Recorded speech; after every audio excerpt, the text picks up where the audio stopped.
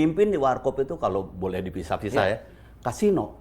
Kasino tuh leadernya banget. Kasino penentu arah kita. Makanya gue percaya bahwa sampai sekarang kita masih eksis itu salah satu strateginya kasino. Ready?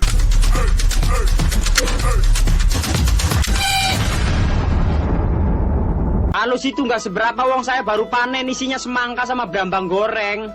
Kemunculan pria kelahiran Gombong pada 15 September 1950 di dunia komedi ini merupakan angin segar bagi dunia perfilman Indonesia. Lawakannya termasuk cerdas dan mencerminkan candaan sosial yang bisa diterima semua kalangan masyarakat.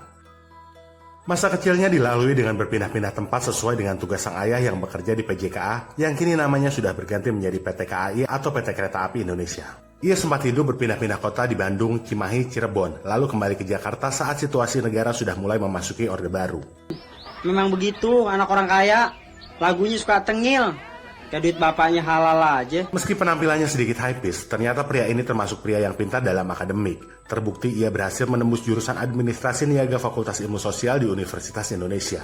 Sohor sebagai komedian serba bisa, ternyata bakat ini sudah ia tunjukkan sejak masih SMP. Ia sering tampil di panggung sandiwara sambil melawak dan sering bereksperimen dengan peran-perannya. Dia termasuk salah satu komedian yang lincah melawak dalam berbagai logat. Jawa, Betawi, Melayu, bahkan Mandarin. Dia juga piawai bermain gitar dan bernyanyi sambil memplesetkan lagu-lagu tenar seperti Come Together, My Bonnie, Sukiyaki, dan Feeling. Uwe wombo, aruko, namidana kodore nario, omoeratsu, tatsunohi, yang baju merah jangan sampai lolos.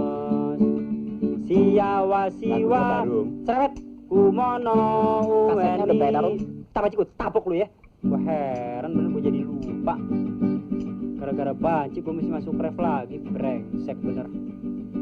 Siawa siwa, umono, uweni. Yang baju merah jangan sampai lepas. Lu jangan lihat cewek, tar buronannya lepas. Lagu apaan tuh? Ini lagu gue boleh mengarang sendiri. Malu-maluin nyanyian kode. Buntut palalu.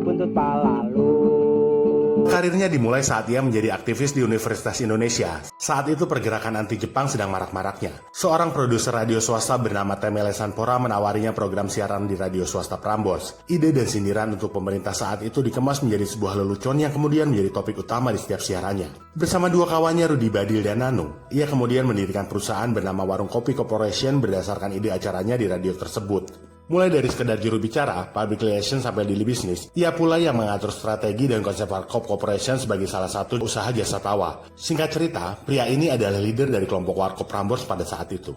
Tak puas sampai situ saja, ia kemudian merambah ke dunia perfilman bergenre komedi. Beberapa anggota Warkop Prambors yang saat itu enggan mengikuti jejaknya mundur dari grup itu. Dan kemudian tercetuslah nama grup Warkop DKI yang diambil dari inisial setiap anggotanya. Film pertamanya berjudul Mana Tahan rilis di tahun 1979. Kepiawaiannya dalam mengemas komedi pernah menjadikannya komedian terpopuler dan termahal di era 80-an.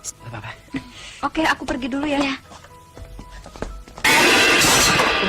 Hati bocah. Selain di dunia akting dan komedi, pria lulusan Universitas Indonesia ini juga pernah menjabat sebagai direktur di klinik spesialis Rawamangun hingga 1983. 34 film komedinya bersama grup Warkop DKI telah ia bintangi bersama dua sahabatnya Dono dan Indro sejak 1979 hingga 1994. Di tahun 1995, ia merambah ke televisi dengan mengemas sinetron komedi. Dan saat itulah, kesehatan pria ini mulai menunjukkan penurunan pada bulan November 1996 diakibatkan adanya tumor di otak. Tetapi ia tidak pernah patah semangat. Ia pun tetap tampil dalam serial Warkop DKI dengan memakai wig untuk menutupi kebotakan pada kepalanya karena proses kemoterapi. Rudi Kasino yuk.